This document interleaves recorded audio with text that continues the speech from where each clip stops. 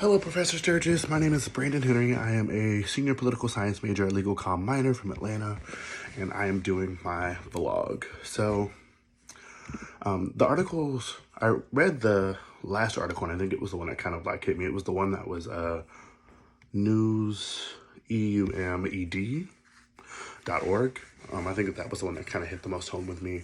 But I think that it left me with more questions than anything else, which is they kind of talk about media literacy and how I feel like they talked about the juxtaposition between fake news and media literacy and how, one kind of plays off of the other in a way. But I guess that the overall question that I was left with is media literacy aims to ensure that the public is more informed about things as they are happening. How does one correct fake news without infringing upon freedom of the press?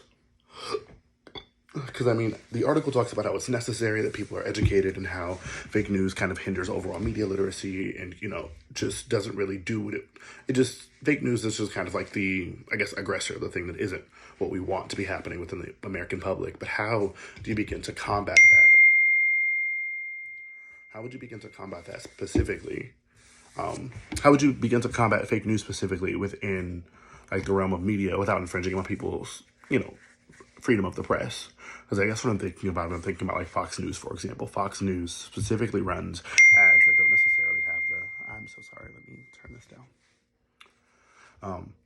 Fox News consistently ends up running news articles that aren't necessarily true, but more lean towards a demographic. That way they can serve their ad base. I feel like that's something that we all know.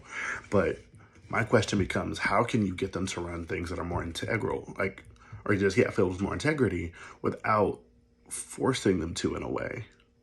You end up infringing upon their freedom of the press, their freedom of speech. They can technically say what they want.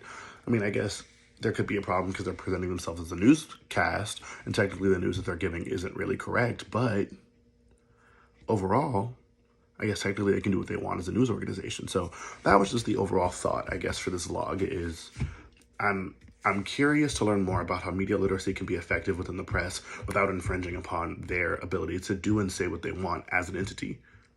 So that's my vlog, is more of a question, just kind of my overall thought process after reading the articles.